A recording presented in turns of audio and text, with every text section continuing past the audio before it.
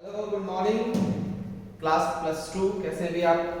10:15 time 10 बज का 15 minute. 1 बजे से पहले मेरे वीडियोस देनी है, देन आपको जूम पे भी क्लास लेनी है, देन आपको ट्यूशन भी बुलाना है। बहुत काम है अभी, तो चलते हैं काम की तरफ without any time wasting. Please कल का जूम क्लास लेनी, सजेशंस मिले हैं, बच्चों से बात हुई है हमारी, कोई प्रॉब्लम नहीं। आज इसके ऊपर और अच्छा काम करेंगे। ये आपके सामने 2 आज मेरे टेक्निक्स बनी हुई, 5 टेक्निक्स की ये 2 रह गई है। इस चीज का ध्यान रखें, पेंसिल साथ रखें, अंडरलाइन करते रहें। ऑडियो में आपको बता दिया गया है, कल ही इसकी ऑडियो भेजी गई थी स्पेशली शाम को। मैंने कहा था जो बच्चा ऑडियो सुन लेगा उसको आज का काम बहुत आसान लगेगा। 2 मेथड, एक है टेलर टेक्निक वर्क स्टडी और एक है डिफरेंट पीस वेज सिस्टम। पहली है वर्क स्टडी। वर्क स्टडी में क्या काम आता है कि बंदों से काम कैसे कराया जाए, कि जब बंदे काम कर रहे हैं उनकी स्टडी करना। एक मतलब वर्क काम करना, स्टडी करना, उनके बारे में देखना कि जब आपके एम्प्लॉइज काम कर रहे हैं, जिस वक्त आपके एम्प्लॉइज काम कर रहे हैं उनकी स्टडी करना।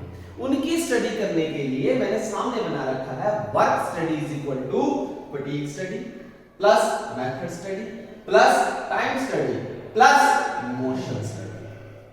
4 तरीके ऑडियो में बहुत अच्छे तरीके से सिखाया गया है आपको साथ में वाले में। पहला है फटीग स्टडी, बुक में भी लिखा हुआ है, यहां भी पढ़ते हैं। फटीग का मतलब होता है, फटीग होता है थकान, थकना, बंदा थक जाता है। तो जब बंदा थक जाता है तो उस टाइम जब बंदा थक जाता है, जो उस टाइम बंदा जब थकता है तो उसको थोड़ा सा रेस्ट चाहिए। अगर उसको रेस्ट नहीं मिलेगा तो वो बंदा प्रॉपर काम नहीं कर पाएगा। जैसे आप 4 घंटे आप क्या करते हो, जैसे स्कूल की क्लास होती है, 4 घंटे आपके पहले क्लास होते हैं, फिर आपका क्या कहते हैं रिसेस टाइम होता है, लंच ब्रेक होता है, देन आप फिर स्टार्ट करते हो। ट्यूशन में आप होते हो, ट्यूशन में भी आप कैसे होते हो, ट्यूशन में आप ऐसे होते हो कि जब भैया 2-2.5 घंटे 4 घंटे इकट्ठे क्लास होते, भैया यार 2 घंटे हो गए, प्लीज 10 मिनट का ब्रेक, पानी पीने। फिर मैं चलो पानी पी लो, रिफ्रेश हो जाओ, फिर आपको 5-7 मिनट का ब्रेक दे देता है ताकि दोबारा से रिफ्रेश हो सको। फ्योल भी यही बात करता है। फ्योल कहता है कि बंदों को टाइम वॉच से चेक करो, उनको टाइमर वॉच लगाओ, उनको चेक करो कि उनकी एफिशिएंसी जब स्टार्टिंग काम शुरू किया उसके बाद कितने टाइम बाद उनकी एफिशिएंसी डाउन हो जाती है। जब उनकी एफिशिएंसी डाउन होने लगी उस टाइम उनको क्या दो, ब्रेक दो। और ब्रेक का इंटरवल इतना होना चाहिए कि बंदा दोबारा से क्या हो सके, रिफ्रेश हो सके, ताकि वो दोबारा से उसी एफिशिएंसी से क्या कर सके, काम कर सके। फटीग स्टडी में ये कहते हैं कि बंदा मशीन जो है लगातार चलता रहेगा, 10 घंटे चलता रहेगा, 15 घंटे चलता नहीं, उसको हर 4-5 घंटे बाद रेस्ट चाहिए। और उस रेस्ट इंटरवल, उसका रेस्ट इंटरवल इतना होना चाहिए कि बंदा दोबारा से फ्रेश और बिल्कुल रीजॉइन कर सके आपके काम को। उस टेलर ने लाइन लिखी है, कहता है person is born to get tired and performing job longer term of time, there is always need for rest interval. Taylor suggest the time period of frequency of rest interval should not be decided by vision experience of manager. This is not a rule of thumb. Manager नहीं fix करेगा, ये आपका scientific method fix करेगा कि कितनी देर बाद बंदे को थकान हो जाती है। But to give a scientific approach, fatigue study must be conduct. To conduct fatigue study, Taylor suggest to observe an average worker when he is performing a job and note down time when the worker start getting tired and then the efficiency level start decreasing, then give him break. This time can be noted, decide frequency, rest interval and give the break. How much time worker become fresh and resume, ऐसे कितना time उसको दिया जाए कि दोबारा से वो क्या हो जाए, फ्रेश और रीजॉइन कर सके। तो फटीग स्टडी के अंदर ये चीजें आती हैं जो आपको आपके ऑडियो में बताई गई कि कैसे आप एक बंदा थक जाता है उसको कैसे आगे के लिए टाइम देना। फटीग स्टडी ये कहती है, एक एग्जांपल दे रखा है उसने, कहता है बंदे there are 3 shift of work, one shift, एक बंदा 3 शिफ्ट में काम करता है तो 3 शिफ्ट में नहीं काम लगातार करना, उसको पहली और तीसरी शिफ्ट में काम कराओ और दूसरी शिफ्ट में क्या दो, उसको रेस्ट दो। मान लो एक बंदे ने 8 से 12 12 से 4, 4 से 8 ऐसे काम करना है। तो 8 से 12 काम करेगा, 4 से 8 काम करेगा, नहीं सॉरी हाँ जो 12 से 4 का टाइम है वो क्या रहेगा, वो रेस्ट पे रहेगा। जैसे मैं कहता हूँ मैं थक गया 10 मिनट रुको, बस फिर पढ़ाता हूँ आपको, तो 10 मिनट रुक के फिर हम आपको दोबारा से रिफ्रेश होकर रीज्वाइन करते हैं। तो यहाँ पे फटीग स्टडी, टेलर कहता है बंदा मशीन नहीं है, मशीन नहीं है, उसको चलाना है, उसको चलाने के लिए उसको टाइम टाइम देना चाहिए, रेस्ट देना चाहिए। आई होप कि आपने इसको ऑडियो में बहुत अच्छे तरीके से लाइन टू लाइन ऑडियो में आपको बताया गया है। फिर बात आती है मेथड, ये बहुत इंपॉर्टेंट मेथड कि आपने मेथड कौन सा चूज किया, क्या आपने लेबर इंटेंसिव लगाया, क्या आपने कैपिटल इंटेंसिव लगाया, आपने कौन सी मशीन को यूज किया, कौन से टूल यूज करना है, किस मेथड से काम करना है। कहता मेथड ऐसा होना चाहिए जिससे आपका वर्क इफेक्टिवनेस और एफिशिएंसी से हो, हर काम बहुत बढ़िया तरीके से होना चाहिए आपका। ये नहीं कि आपका मेथड कुछ और कहता है और काम किसी और तरीके से होना चाहिए, नहीं, मेथड ऐसा हो जो आपके लिए इफेक्टिवनेस और एफिशिएंसी दे, और उस मेथड को जब चूज किया जा रहा है उस टाइम आपके पास उस मेथड के लिए रिसोर्स भी होने चाहिए कि आपने उसके लिए कौन से रिसोर्सेज को यूज करना है। अब labour intensive capital intensive technique लगानी है बट मेरे पास मशीनें हैं नहीं, तो ऐसे मेथड को मैं यूज करूंगा, मैं बिल्कुल भी नहीं करूंगा। टेलर बोलता है the method of technique of scientific managers conduct to the find out one of the best way to performing job which keep production cost minimum, मतलब इफेक्टिवनेस हो, एफिशिएंसी हो, सी हो, and maximum use of resources of organisation, ताकि organisation का बहुत बढ़िया use हो उसके रिसोर्स का। Taylor says that method of production should not decide by rule of thumb method, but all method must try to organization and one of the bring maximum benefit with the minimum cost. Rule of thumb नहीं कि जो 10 साल से method use कर रहा वही को use करें, नहीं, इस साल आपने बढ़िया मेथड यूज करना और ऐसा मेथड यूज करना है जिससे मिनिमम कोस्ट से मैक्सिमम क्या हो, बेनिफिट हो, ऐसे रिसोर्स को यूज करना है। कहता उसने एग्जांपल दिया, देखो प्रोडक्शन कोस्ट शूज बनाने हैं, लेबर इंटेंसिव से बनाने हैं, मशीन से बनाने हैं।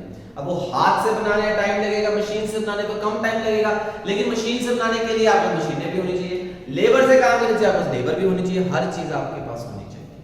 इस चीज का आपने ध्यान रखना है। टेलर कहता है finding the best way of doing the job, इसका पिक वर्ड यही है, best way doing the job.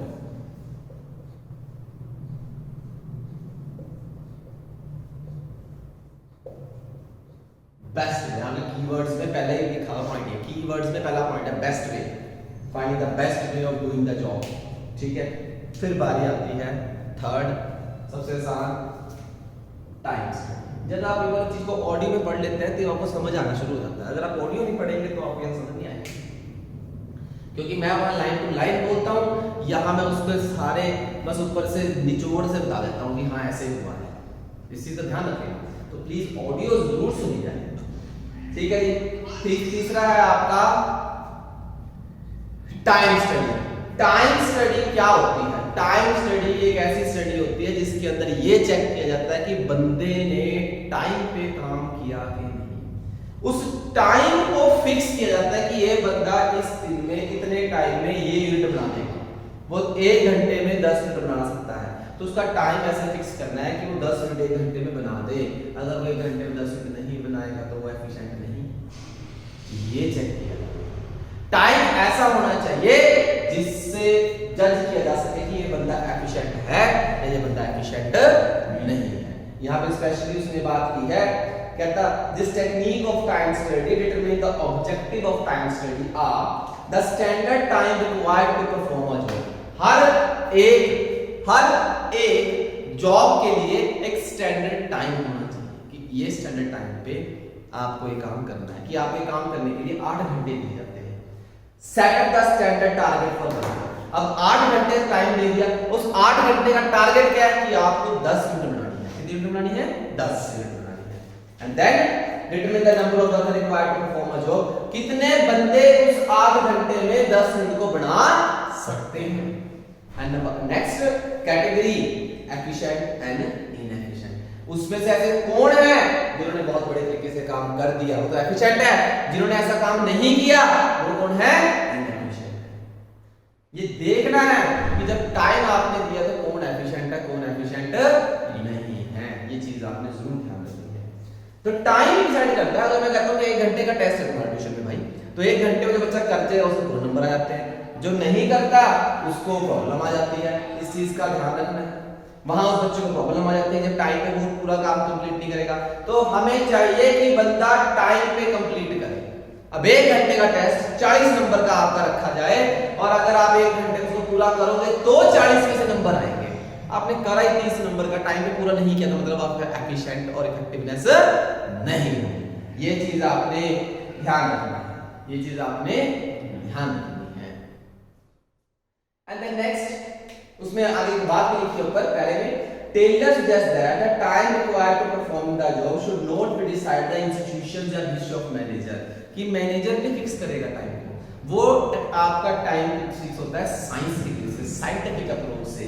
यह लिखता भी है, but the time study must be conducted in mind the standard and scientifically. To conduct time study, Taylor suggests to observe an average number when he performs the job and stopwatch in hand and note down the average time of worker. Stopwatch रखो, stopwatch आपको ये बताएगी कि कितना बंदा काम कर रहा है, एवरेज टाइम उसका क्या निकलता है, कैसे वो काम करेगा, क्या उसने टाइम पे काम कंप्लीट किया या क्या उसने टाइम पे काम कंप्लीट नहीं।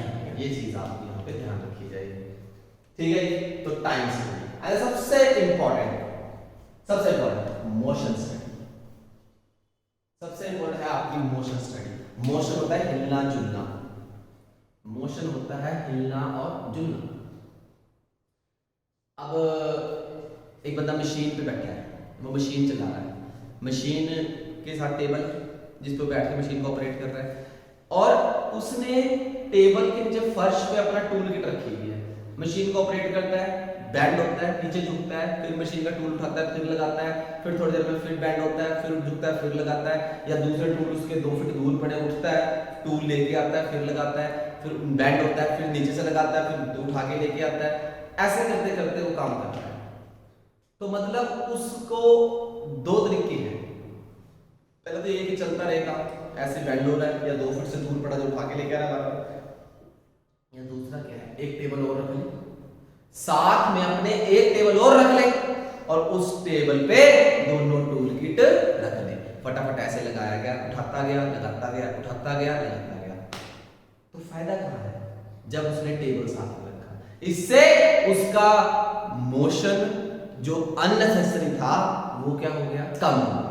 वो फालतू बैंड नहीं होगा, फालतू वो इधर नहीं जाएगा, फालतू वो उधर नहीं जाएगा, प्रॉपर तरीके से एक जगह बैठकर काम करेगा।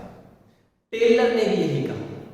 टेलर कहता है जब भी किसी बंदे को कोई काम दिया जाता है, कोई मशीन दी जाती है, कोई भी काम करने को उसको कहा जाता है, तो उसकी जो मशीन होगी या जो उसका डिजाइन होगा, जहां वो काम करेगा, उसका काम ऐसा होना चाहिए जहां पे मूवमेंट, मोशन स्टडी की मूवमेंट कम से कम हो, ज्यादा बंदा हिलजुल ना करे, वो एक जगह पे प्रॉपर रहे, वो अपना काम करे बैठ के, ठीक है। अगर ज्यादा बार-बार बैंड हो जाए तो उसकी एफिशिएंसी कम होगी, इफेक्टिवनेस कम होगी, टाइम वेस्टेज होगा और वो बंदा थकेगा। जितना जल्दी अब बार-बार मैं अपना बार-बार उठाता हूं, पढ़ाता हूं, फिर नीचे गिर देता हूं, मैं फिर उठाता हूं, ठीक है, मैं फिर पढ़ाता हूं, मैं फिर नीचे गिर देता हूं, मैं फिर ऐसे हो रहा हूं।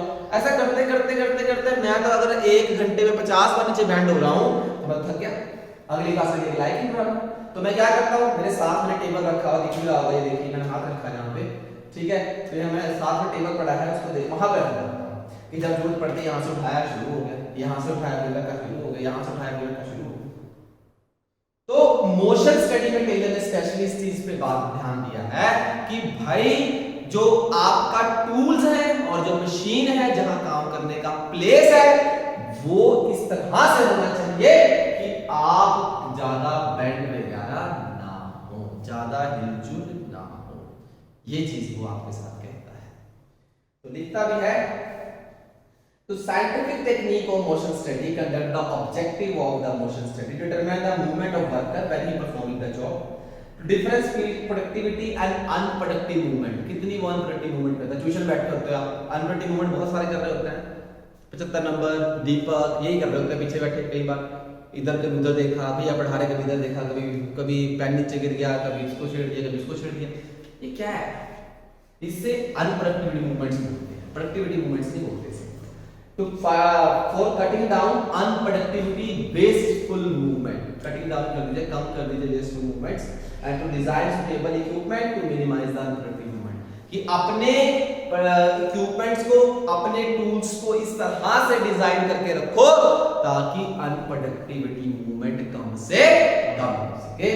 To conduct motion study, Taylor observed that the average worker when he performing the job note down all movement he is doing, उसकी सारी मूवमेंट को लिखो और उसको लिख के ये चेक करो कितनी मूवमेंट उसकी ऐसी थी जो कि प्रोडक्शन के लिए थी और कितनी मूवमेंट ऐसी थी जो प्रोडक्शन के लिए नहीं थी। उसको चेक करो, उसको चेक करके ही आप चेक करो और उसके बाद उसके अनप्रोडक्टिव मूवमेंट्स को कम करते हुए प्रोडक्टिविटी मूवमेंट्स को बढ़ाओ ताकि प्रोडक्शन बढ़े। उसने आपको अपने एग्जांपल दिया है, उसका टेलर का एक दोस्त था, एसोसिएट यानी दोस्त का काम करने वाला था, फ्रैंक गिलब्रेथ। उसका जो फ्रैंक गिलब्रेथ था वो एक ईंट को उठाने के लिए 18 बार मूव होता था। एक ईंट को उठाने के लिए, ब्रिक को उठाने के लिए 18 बार मूव होता था। तो टेलर ने एक ऐसी टेक्निक, अपनी साइंटिफिक टेक्निक को यूज किया। अब वो कितनी बार बेंड हो रहा है? 5 बार बेंड हो रहा है। मैंने ऑडियो में बताया था वो 5 बार बेंड होता है, मतलब 13 बार बेंड नहीं होता, 13 बार कम बेंड होगा। जब वो 13 बार कम बेंड होगा उसकी मूवमेंट क्या हो जाएगी? कम हो जाएगी और इससे उसकी एफिशिएंसी बढ़ेगी। जैसे लिखा है to demonstrated increase in the productivity for 4 times then by the process. 4 गुना उसकी प्रोसेस, 4 गुना उसकी एफिशिएंसी होगी उससे, 4 गुना। कितनी बड़ी बात है, 4 गुना। अब उसका इसने एग्जांपल दिया आगे, ये टूल किट वाला एग्जांपल जो मैंने आपको समझाया वो उसने आगे एग्जांपल दे रखा है। जरूर साथ साथ एग्जांपल पढ़ें, सारा काम करें, इस चीज का ध्यान रखें। ठीक है जी। तो आपका work study is equal to fatigue study. थकान नहीं होनी चाहिए, बंदे को रेस्ट देना चाहिए, रेस्ट देके दोबारा रिफ्रेश करो उसको। ठीक है। Plus method study, doing the job best way, इस तरीके से काम करने के बढ़िया तरीके से काम हो सके, इफेक्टिवनेस एफिशिएंसी तरीके से, टूल्स को ऐसे ग्रुप करना है आपने।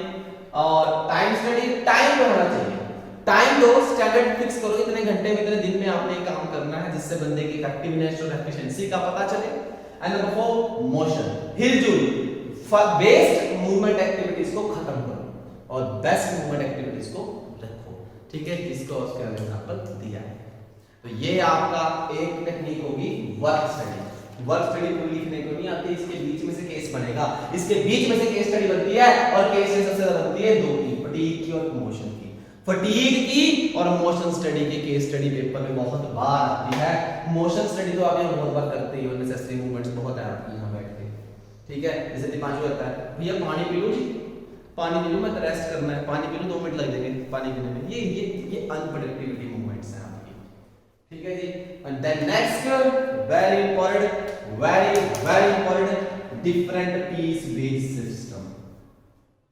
इसकी सीधी सी बात एक बता दूं कि हमने इस तरह से काम करना है कि सांप भी मर जाए और लाठी भी ना टूटे, मतलब ऑटोमेटिकली काम होना शुरू हो जाए। मैं क्या कहता हूं, मैंने यहाँ लिखता हूं, दिख रहा होगा सबको। मैं कहता हूं कि भाई 100 यूनिट जो बनाएगा उसको 10 रुपए मिलेंगे, ये स्टैंडर्ड है। और जो इससे कम बनाएगा 10 रुपए पर यूनिट मिलेगा उसको, पर यूनिट। जो 100 से लेस बनाएगा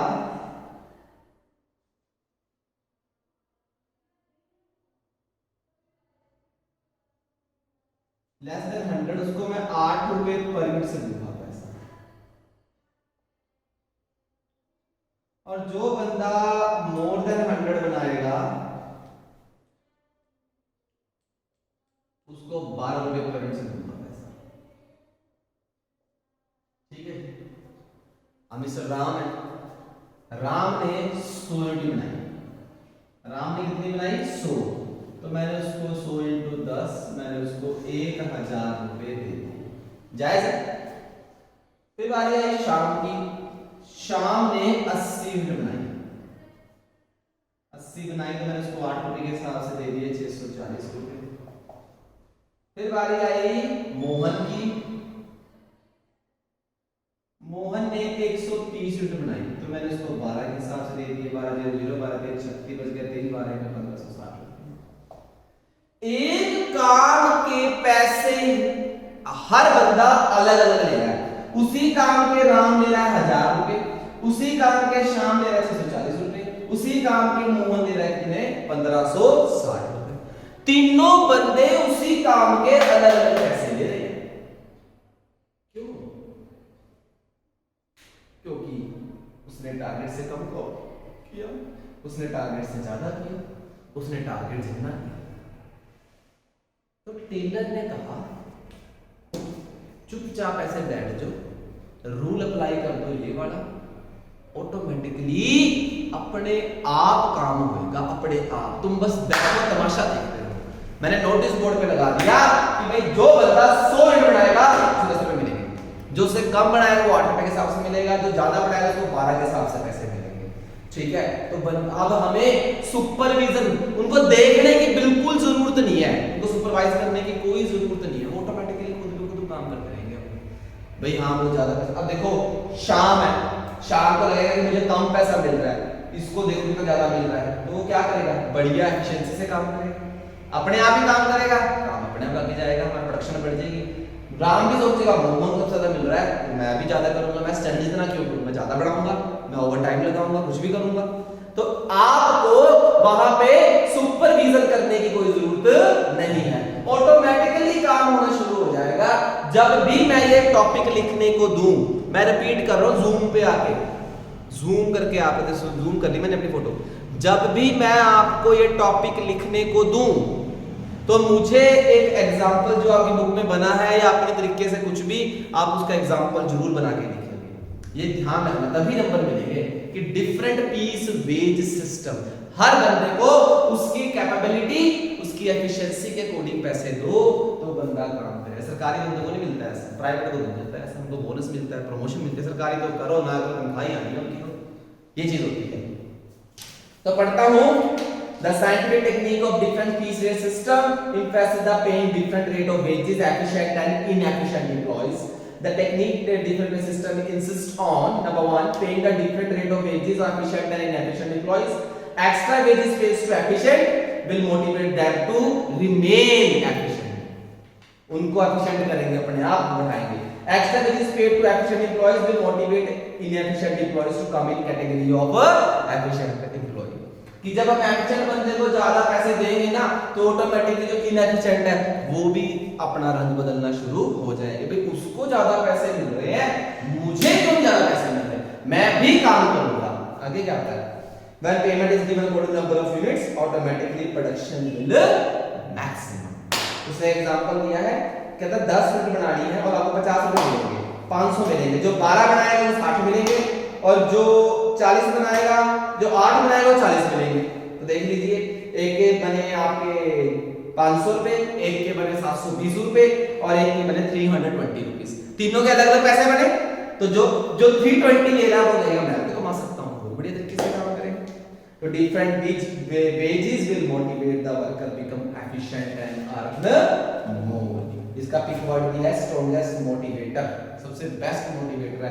आपको कुछ भी करने की जरूरत नहीं है, नोटिस बोर्ड पे डाल दो कि भाई इतने पैसे मिलेंगे, जो बंदा इतना काम करेगा, बस चुपचाप तमाशा देखो बैठ के, सारा काम ऑटोमेटिकली होगा, सारा काम ऑटोमेटिकली होगा। क्यों? क्योंकि बंदा कंपनी में क्यों आता है, तो पैसा कमाने के लिए आता है। जब उसको देखेगा कि मेरे दोस्त को ज्यादा पैसे मिल रहे हैं, मुझे कम मिल रहे हैं, मैं क्यों नहीं कर सकता काम, मैं भी कर सकता हूँ, मैं करके दूंगा काम, कल उसका भी काम हो जाएगा। तो ये आपके दो डिफरेंट पे सिस्टम। और एक सबसे इम्पोर्टेंट बात, डिफरेंस फ्यूल और टेलर में डिफरेंस। आपके लास्ट में पेज पे दे रखे हैं फ्यूल और टेलर में डिफरेंस, जरूर पढ़ना। मैं ये पढ़ाऊंगा नहीं, वैसे मैंने ऑडियो में बता रखा है, लेकिन आप जरूर पढ़ना। क्यों? क्योंकि जिस बच्चे ने टेलर के 14 प्रिंसिपल फ्यूल के और टेलर के टेक्निक्स और टेलर के प्रिंसिपल को बड़े ध्यान से सुना, ध्यान से समझा, वो बच्चा आराम से इसके डिफरेंस को लिख देगा।